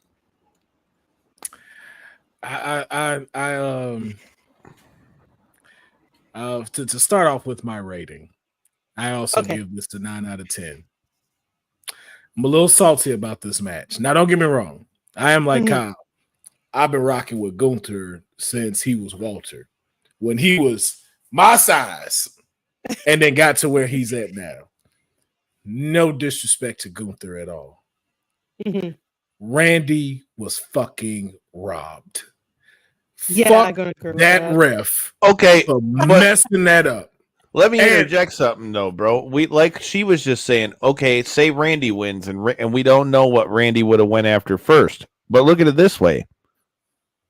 Again, is this just another example of WWE storytelling? I mean, again, let's remember who's at the helm of things with Triple H, and I mean, now this gives Gunther something completely relevant for him to be able to, to get into. I mean, I know he's on Raw, but what says that Randy can't go over there and be like, fuck that, you didn't really beat me? No, that's true. That's true. That's why I'm like, that's why I use the word being salty about it, because everything that y'all said about Gunther's win and what he can do, it all makes sense. So this is totally being biased of me being a Randy fan, because King RKO just got a nice ring to it. But as you said, this builds Gunther a little better to as far as how he decides to wear it within Raw. I still feel though, even too, because of how dominant he was, there's not a full necessity of him needing it. Like, I had no problem with this man walking up to Damian Priest and go, you, me, SummerSlam. And that just being the match, because that's just how bad Gunther is. But again, as you just said, Kyle, it is all about the storytelling. And this makes the storytelling a lot better than it would be with Randy. I just do not like how it ended. Do not like that shoulder. I feel you. Up. That was it. Yep. I really wish the ref would have caught it and then tried to go after something else and then allowed Gunther to put him in a Boston Crab, kind of like how he did Coffee, and Or then something. Yeah. or something of that manner. It's just that's the only thing that irks me about it is that they gave such a dominant performance. Randy did such a great job putting Gunther over. And for that mess up to happen, it just really. But we don't know if it was a mess up too, though, because remember, we've seen this happen how many times where somebody's arms up, their shoulders up, they don't get the full pin. So we got to wait and see what they do with it. Yeah, but this one was too obvious. This one was like, yeah. I mean, there were other ones I could point out that were pretty fucking obvious too, Yeah, that we went with. So I'm just saying. I know. I'm just again. This is coming from a completely salty part. Yes, I know they will find a way to clear it up, clean it up, everything of like how you said, because it doesn't take anything for Randy to go back and say, "Hey, let's run this back again and let's see who really would have won." It's still there, especially with all the clout he has in the back. It just irks me that it was all good like that. It's kind of like, we've been calling these like courses at a restaurant. Like you didn't had a good steak, and every time you bite it, that last part is kind of ooh, hold on. What was that salsa they use at the end? Ooh, got kind of a twang to it. The steak was good, but I don't know that salsa they use. It didn't kind of hit me. But I am glad that Gunther is champ, not champ, but King of the Ring, just because of what y'all said. This new generation, this new era of Triple H being able to be at the helm. I'm glad they did it like this, allowing I don't want to call him newcomer because he is still a veteran in this game himself, but allowing this new face of a generation to stand tall, and I think he will do more as King of the Ring. So to your point, though, before we go to the next match, though, my other reason for Gunther, I feel like needing to win it is like with him kind of crossing over from that intercontinental path to, being in the world title picture. Like, I kind of feel like they needed something to move him over and be like, okay, even though all of us who know him were like, yo, this dude is Gunther, like we talked about with Walter. I think him winning the King of the Ring gives him that like, okay, oh shit, this guy's like legit, like a main eventer, like legit, a world title threat. And now with the added thing of knowing now that we know he has a world title match, I mean, it's kind of hard to look at him any other way. No, you're right. And I think to your point with that, it now takes him out of any speculation of the safety of being a champ. Like, some people will always say, like, because of him being dominant, they're going to keep him on this run. They're going to make him look like that. Now this is a guy who's having regular matches with no championship stipulation and is still dominating, still picking up these wins no matter what, without having a title around him. And also, to y'all point of him being king, I can see him beating every person he beats and forcing them to bow to him. Like, kneel before your king after I done whooped you. Kneel to me. My God. It's gonna be like I could just see him stepping on people's neck. That too. That too. Like just having the foot on the chest and then let him have like the old school Harley race, like cape coat thing with the crown, and just be like, "All hail, bitch! Yeah, all hail." Yeah. Now that's the question I wanted to know because Honey brought this up as well as the mayor when we talked about this, and they were right that they were like, Gunther ain't gonna put that crown on. So I want to know. Let him hold it. Let him hold it and just have like the cape over his shit. Hold like, it, like hold on his hand. That's all. Like, how do y'all see him walking out now? Well, Triple H never wore the crown either. Triple H beat the dog shit out of Mick Foley with it when he won. Well, we're gonna have Kaiser. Kaiser's gonna hold the crown for him as both of them walk out.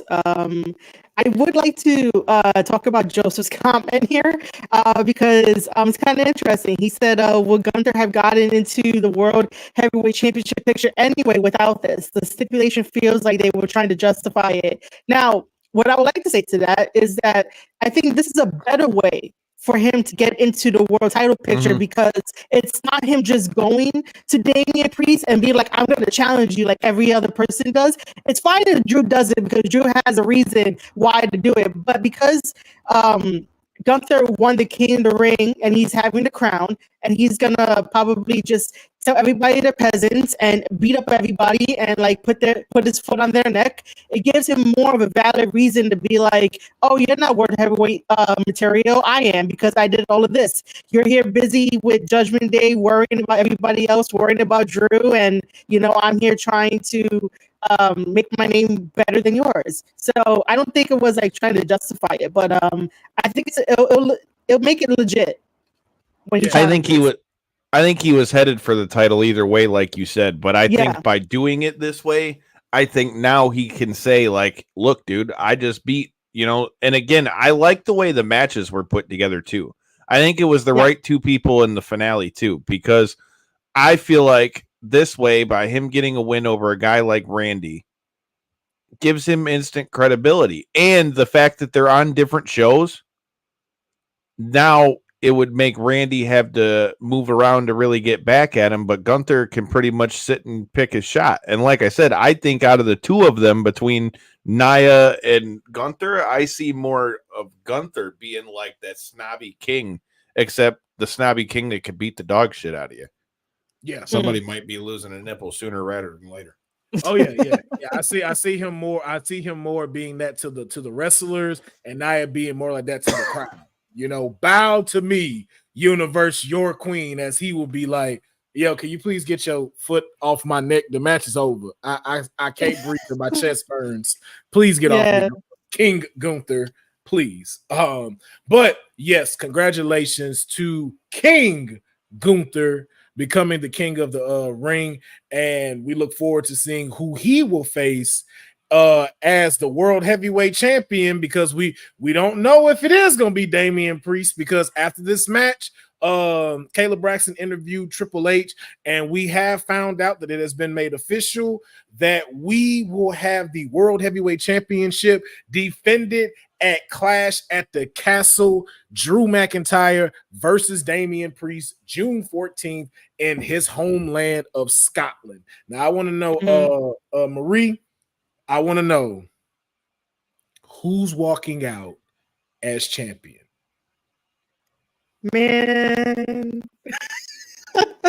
I don't know, man. If Drew keeps losing, like, I don't know where else they're gonna go. And I like Damian Priest as well, man. But I mean, I think I want Damian to do another chase, because he didn't properly do a chase with that Money in the Bank briefcase.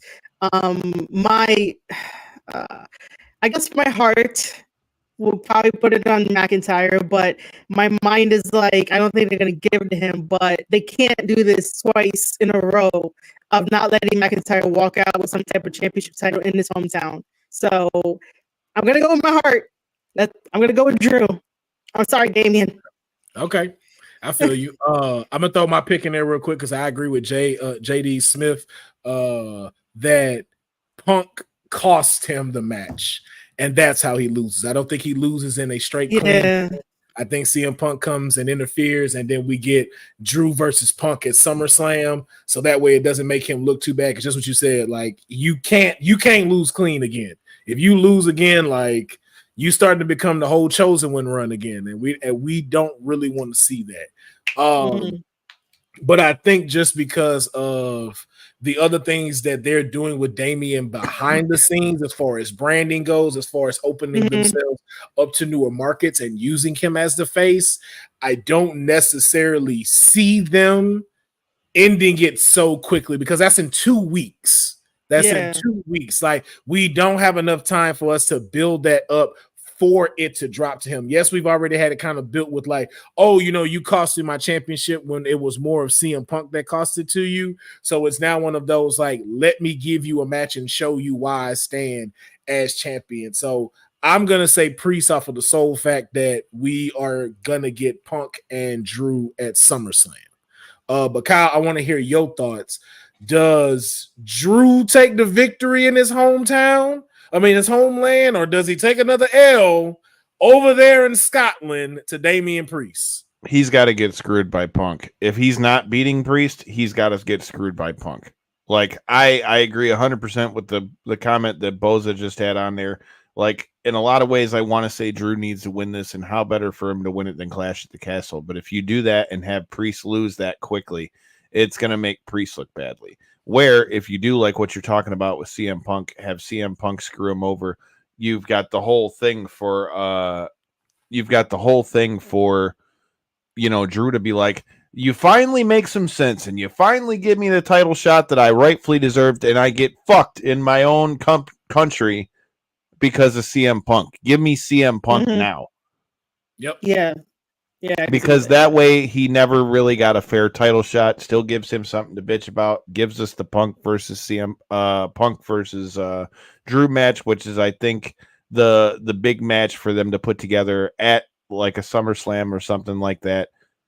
It's the only way that makes sense. If not, Drew needs to win because he can't look bad in his own country. Yeah. No, it has to be something like that. It has to be something that cost him by again. And I think just the CM Punk Punk's healed now, so yeah, and this gives us more than enough time to have them have more than one match too. So it's like it doesn't even have to necessarily wait until SummerSlam either. It could be at Money in the Bank. It could be at another PLE before we get to SummerSlam, where we have, I think, the conclusion of Punk and Drew would be at SummerSlam. So we shall see. We shall see who's going to pull it out. And we've already given our picks. But now, something I do want to talk about as well that happened at King and Queen of the Ring. Now we have been speculating for the last 2 weeks if we were going to get our first appearance of Uncle Howdy. And that shit's definitely coming. Yeah, and as a lot of y'all know, we are big Howdy fans over here. Howdy even took over the show one time. All right. Don't know how it happened. Don't know why it happened. But somehow it got affected over here, and they have been doing an incredible job of leaving these breadcrumbs and QR codes here for us. And of course, how could I not be your councilman if I did not pull up the latest QR code video that premiered on King and Queen of the Ring? So I'm going to take y'all to that video, and then we're going to discuss it right after this.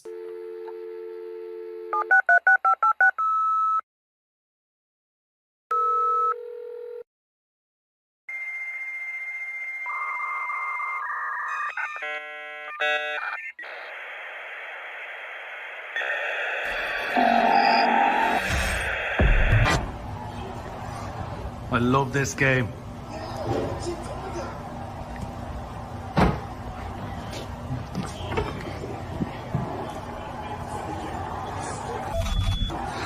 Hello?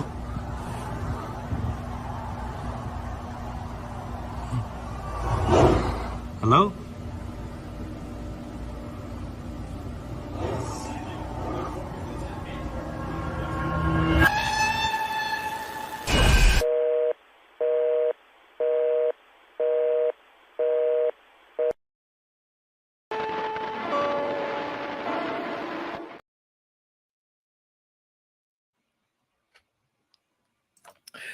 Creepy as ever.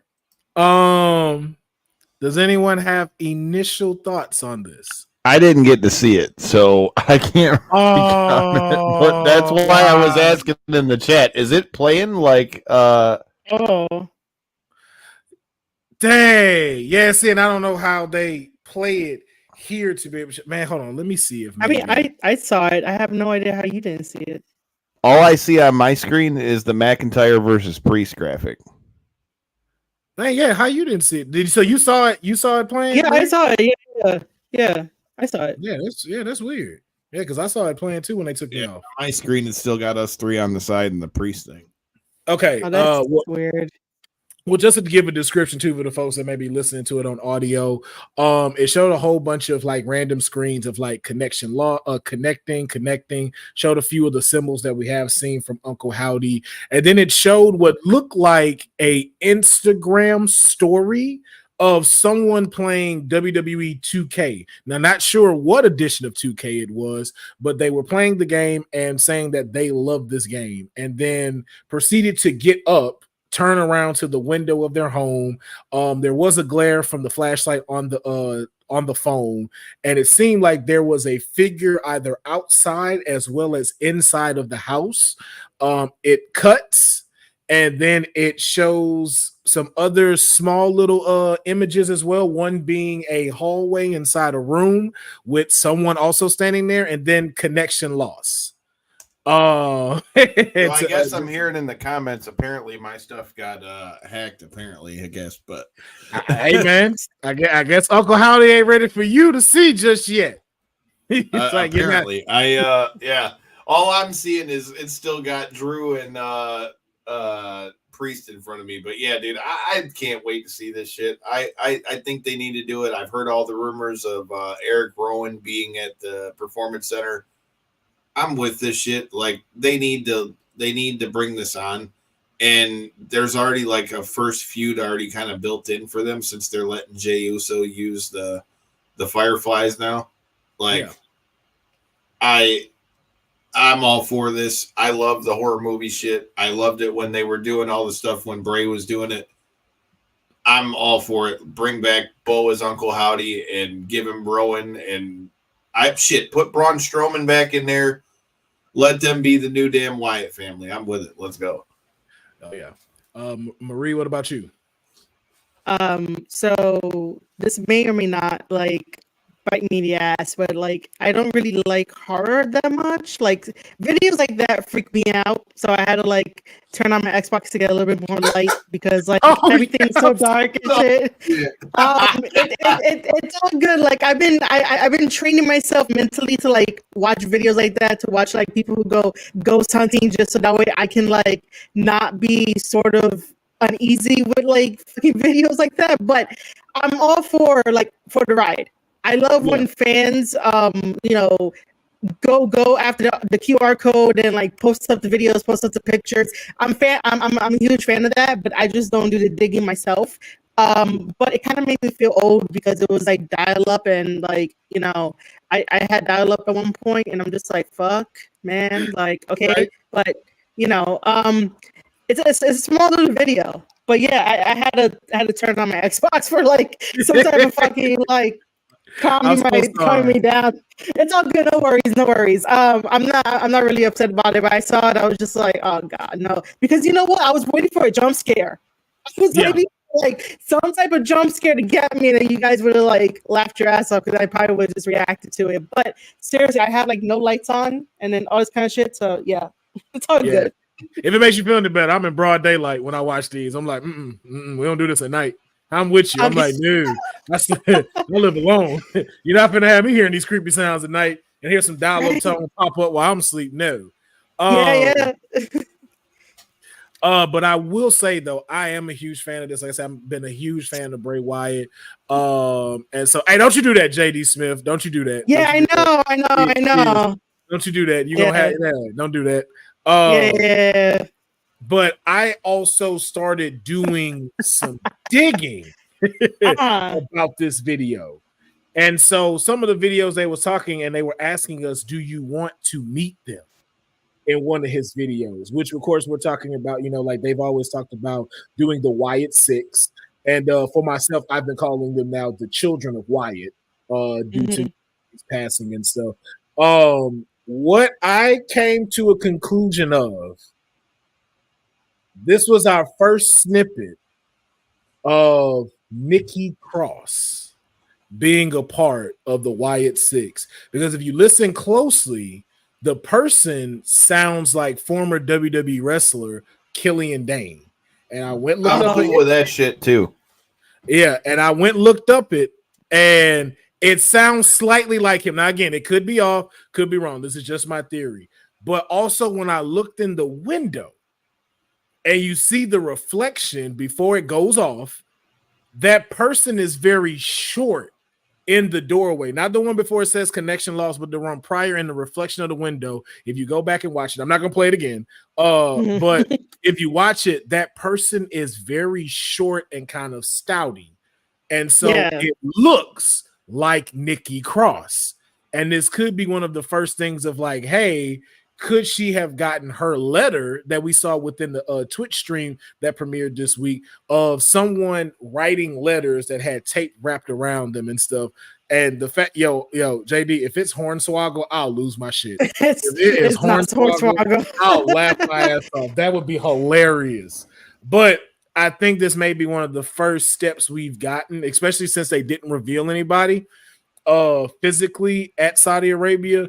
This may be one of the first inklings we get of who is going to be a part of the Wyatt Six. Now, again, this is all theory, could be completely wrong, but from the figure I saw in the window, it looked like that could have been Nikki Cross standing in that window pane. And I just think it's crazy of that Killian is no longer in the WWE, to have that shown and then to see that as her being the takeover.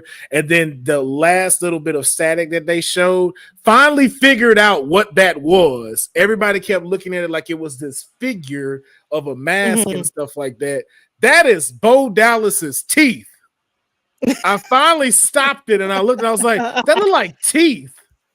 And it's just in the reverse filter. Then I went and looked online and I was like, I bet anything that's just Bo smiling real close, like just up like this. And they done distorted it to where it looks like that. But I've been very like in the rabbit hole when it comes to this stuff. Was not disappointed with the new one. And I'm just ready. I'm just ready for them to wreak havoc across the WWE. Yeah, and that's it. I'm just ready, but I will say though that if not within this next week or in this at least upcoming 2 weeks, preferably before we get to Clash of the Castle, I need to see the actual WWE start interacting with these symbols. Like for one, they've been feeding it to us with the QR codes. Now I need to see it implemented into the storyline of WWE itself. I need to start seeing some of the superstars seeing some of these symbols, like being in the interview and the TV kind of fizzles and Montez like, yeah. You saw okay, maybe I'm tripping. Those type of things. I think that should be the next step rather than trying to present a person. So only time will tell, but I know we're kind of getting to our marker, so I'm gonna go to the final match of the night. Cody Rhodes. I like it. Logan Paul, the WWE Championship. I don't like how much I like this match. Okay. I don't Man, just stop hating and let it be known that Logan Paul's better than people want to give him credit for. I mean, I'm not exactly the biggest fan of the motherfucker either, but no, it's completely that. Like, I just know Logan Paul is an asshole, but if you are a hater, if you tell me that you cannot respect what he does in that ring, like he is a complete asshole, but he backs his stuff up. And that's one thing that I will always give him respect for, is because he will show up and show out. And he did that same thing here. I just get sick of the nepotism and the power that he has that they do this. Because again, I used to wrestle. So just watching this man consistently keep getting title shots because he has 90 million followers. Okay, just, again, I gotta chime in on this, man. So I agree with you on that, except here's the thing. I got to be there when the guy debuted at WrestleMania. I got to be there in Detroit when he had the match at SummerSlam. I got to be there for a lot of the big matches he's had. And to your point, what you also said, in that the guy's a fucking athlete. And like that frog splash that he hit out to the table like that, son of a bitch, dude. The guy's an athlete, number one. So first of all, there needs to be some respect put on this guy's name as an athlete. But here's the only thing I'll say. Our show covers combat sports and all those things as well. So I've been having the same problem with the Paul brothers for a long time. But here's the one thing that's undeniable. Those motherfuckers got a lot of people that watch them. There ain't no other way to put it. There's a lot of people who watch what he's doing. And good publicity, bad publicity, even the shit that he's got going on with Ryan Garcia right now. It's all more stuff that's talking about Logan Paul. Now, yes, to Boza's point in the comments, could it have had something to do with the Saudi princes? Yeah, but I honestly believe in this case it has more to do with the fact that Logan Paul warrants the eyes that make him a main event person. Because you being a wrestler, you also know this. Who puts asses in seats? Or in our case in 2024, who gets the eyes on social media? And every time this fucking guy is on social media, it blows up. So I mean, as much as I say all I do on the show all the time about Jake Paul and Logan Paul and this whole debacle with fucking Mike Tyson, look, man, those two guys are money. And I think if WWE is smart before the Paul train kind of like fizzles out, we need to see Jake Paul back in there again. I wouldn't mind that. I wouldn't mind a tag match with them or something like that. Joseph, I do have to disagree with this one. They're not booking him like Ronda because Logan Paul can actually put on a show. He's actually entertaining to watch. That's why I said, like, he plays this well because I cannot stand him, which makes you be a great heel, which shows that, like, yo, you know this business. It's nothing like that. And that's the one thing I will say, like, there's a difference between not liking a person's personality of being an a-hole, yes. But for anyone to say that he doesn't take this business seriously, that's not true. Although it's being, that's how it's played with Cody saying the stuff and everything like that. Nah. Outside of that, that's not true. This man is in the ring. This man has a ring that comes with him to his workstations when he works. This man takes this thing very seriously. And the fact that all of the people that he has wrestled, you cannot tell me that there's not one thing you remember that Logan Paul has done in any of these matches. This man has shown why having someone that was not a traditional wrestler moving into a part-time position can hold the title. Do I like it? Part of me does not. Just because, again, I am a traditional wrestler. So, yes, it's going to bug me about that. But the same thing that, to Kyle's point of what we've talked about with previous matches, we're in a new era where, of course, social media is a huge part of being a WWE superstar, and you cannot deny that he is a megastar there, and he's just proving to be a megastar here. And even after tonight's match going up against Cody Rhodes, these dudes told a very great story in the ring. And I hate that I have to say this, man, but Logan Paul now has 100% of my respect. I said it out loud. Look, man, it's hard to say because, again, I'm a fight guy, and I'm between this stuff that's about to happen with Jake Paul and Mike Tyson. I'm in the same boat, but I mean, dude, like, as far as Logan, I'm about tired of all the fights with Jake Paul. Quite frankly, the fact that this fight with him and Mike Tyson is now a pro fight drives me the fuck nuts. Yeah, but the match, to the point, there you go. The match. Dude, he showed up in every big match he's been supposed to be in. Like, what do you say? What can you realistically say? It's not. It would be different if the guy got in these matches and just fucking sucked. Yeah. But that hasn't happened. It hasn't. It hasn't happened. Nope. And if anything, I even mentioned it when he wrestled, I believe, Kevin Owens. What made me mad was the fact of that they were still having him use brass knucks to win. I was like, yo, this guy is good enough to finish off with a real finisher. Give him one. Let him win this in a different dirty tactic, or let him win clean straight because of how well he's doing in this ring. And I was just, and I, again, I hate to have to say this about him, but it was just like, why did you have to be so good? Why did you have to be so good? I mean, he's a good heel too, man, because even with all the shit they did with the brass knuckles. Yeah. Yep. How many times have we seen shit like that with William Regal and everybody else? You know what? Yeah. Again, to Boza's point, I have all the problems in the world with all the shit with Mike Tyson and all that stuff. But dude, as far as Logan Paul and in a wrestling ring, look, man, if you're watching it objectively and not just saying fuck you, you're Logan Paul. Yep. There's no other way to look at it.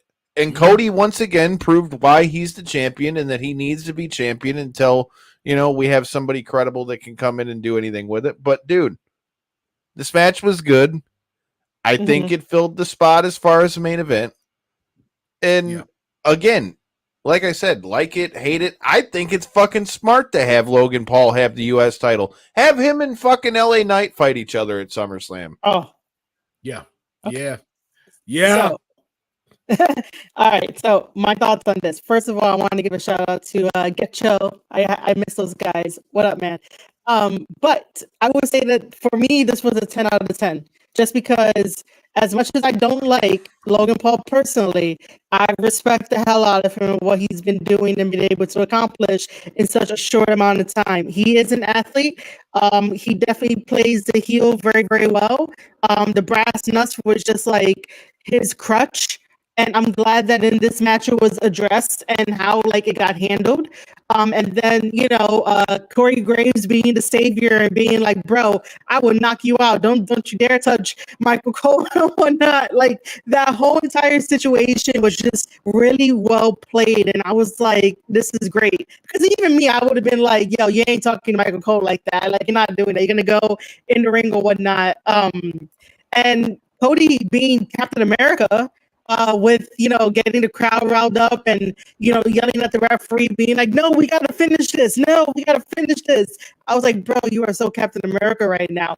I wish that Cody would have took the count out just to take the count out, because I was like, bro, I don't want you losing the title to Logan Paul. I don't want Logan to be two-time champion, 2 belts. No. But overall, it was a very good match put together. Logan Paul, every time he goes into a match in WWE, he there's expectation, and he's always going beyond that expectation, which is very good.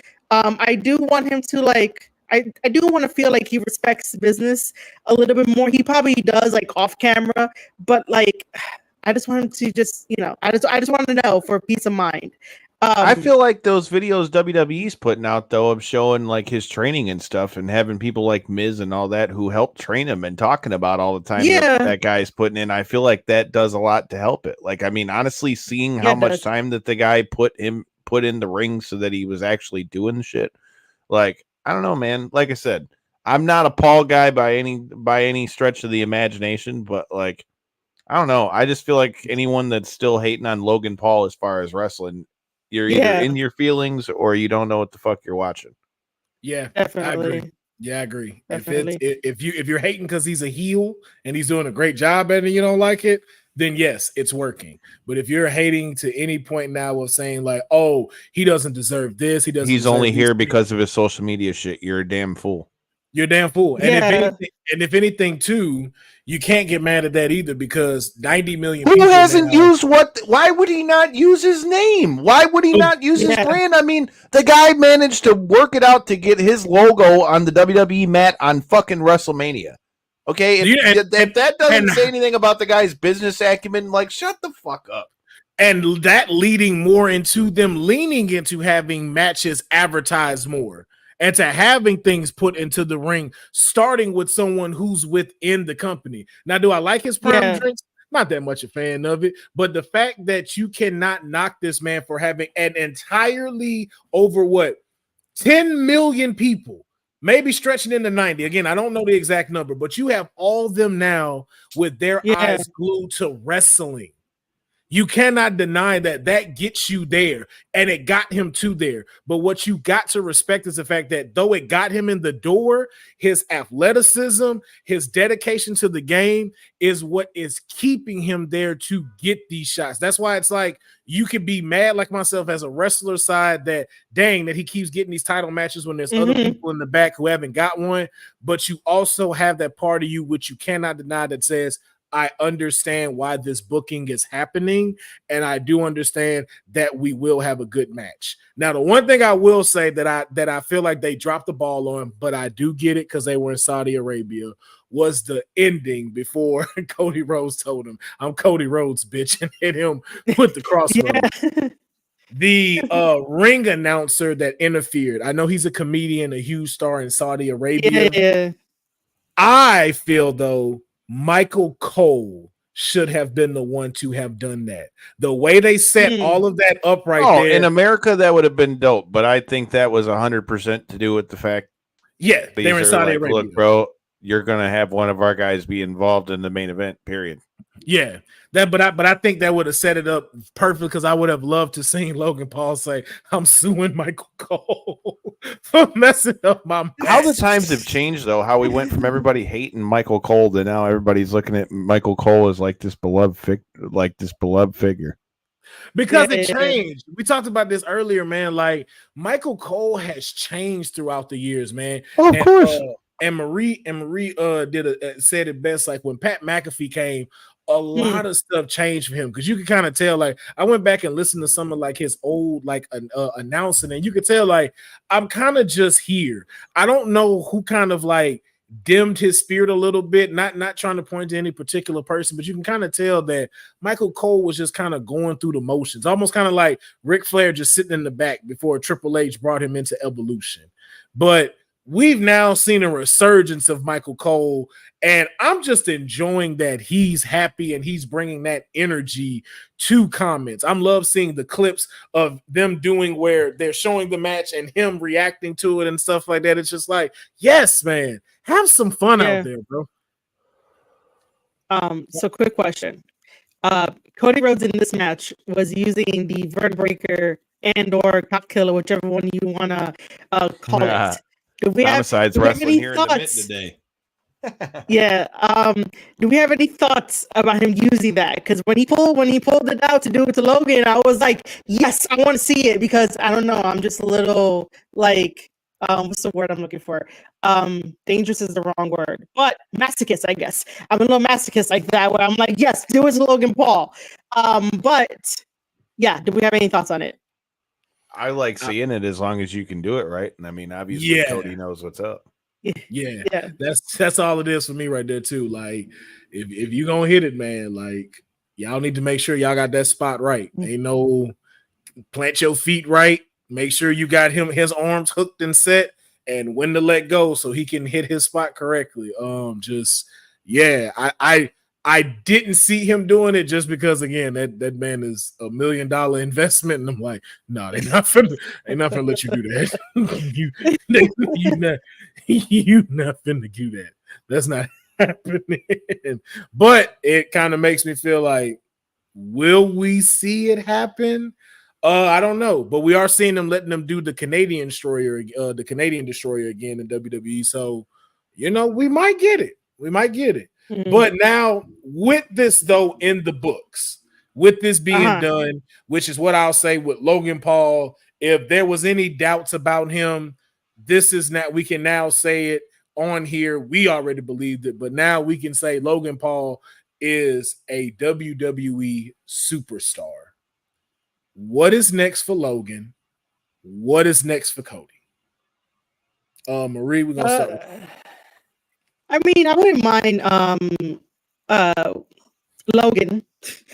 I was gonna be like LA Knight. I wouldn't mind like that starting, LA Knight and Logan Paul just to see what kind of craziness these two guys could come up with. And for Cody, I don't know, man. Cody is in his era of taking it like slow and whatnot, and just finding his stride. There's like no one off the top of my head that like can challenge him at the moment, even though there's like a lot of people that could. I don't know if I want to see him go against like Jey Uso, just to bring that back up, because I really want Jey Uso and Tama to like start that. I don't know, but I do know in the future I want Cody Rhodes and Tama to cross paths, and for Cody to be like, "Hey, what the fuck was Haku's problem that day?" That's what I want. But yeah, I don't. Yeah, that's all I have for that. All right, Kyle, what about you? I don't know, man. As far as like a next opponent for Cody, I think there's a lot of options. I think you got to keep Cody strong. You got to keep, Cody being the big babyface champion. For Logan, I feel like he could go away for a little bit and then come back, with him being the champion and all that, but I think all roads lead to him versus LA Knight. Haha, pun intended. Hey, Sorry.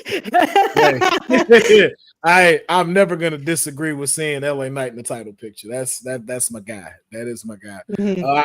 I agree with that. I wouldn't mind the U.S. title run. I would, though, prefer more for the WWE Championship run, just because, man, I've been rocking with LA Knight since he was Eli Drake in TNA when he was doing those TV spots for Triple H, and even like the vignette that they showed of him at the end of King and Queen of the Ring. It seems like he might be that next push for either the U.S. title or the WWE in the Undisputed Championship. That's how I feel for Logan. I love to see that. For Cody, I might go a different route. I'd like to see him go against KO.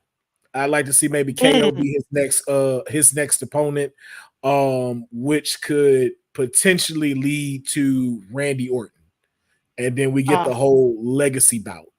Yeah. But I think we still need at least maybe 2 to 3 more title defenses before we let Cody go against a legend with the personal type stuff. I think we need maybe a few more matches before we get Randy versus Cody.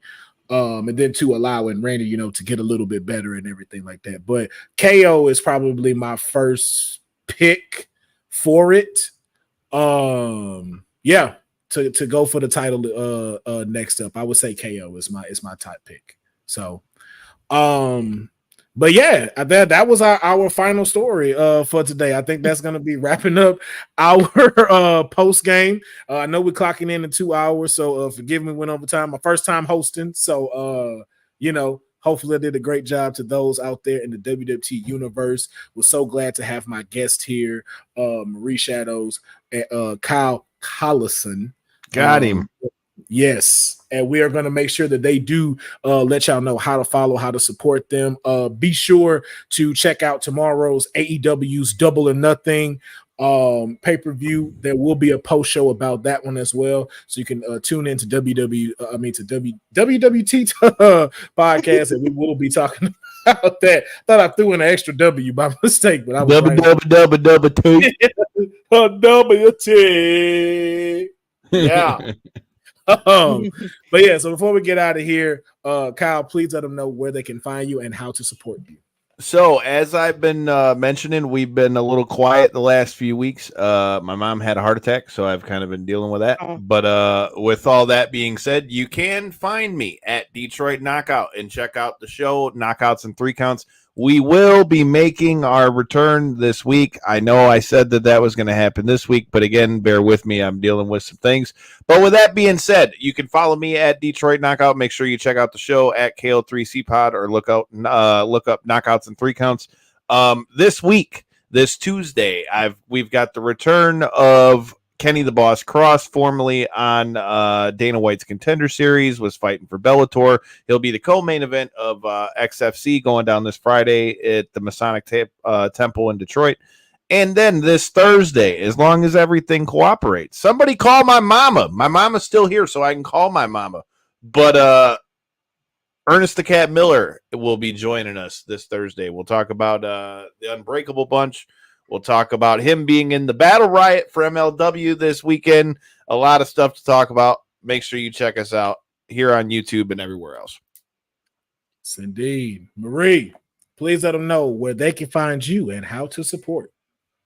Okay, so I'm Marie Shadows. The easiest place to go and find me and talk about wrestling is on Twitter at Marie_Shadows. Square Circle Podcast is obviously the name of my podcast, and it's right here on YouTube. So you guys can go and subscribe, as well as to get all of my links for everything that I do. It's campsite.bio/Marie Shadows. So you can find that over on the Twitter side at Marie_Shadows. And if you guys don't know, I create a wrestling planner for everybody that is fans, podcast creators, content creators, and stuff. So it comes complete with a entire daily show that you can write.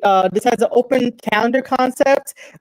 This has even a travel budget for this one, and then some note sections.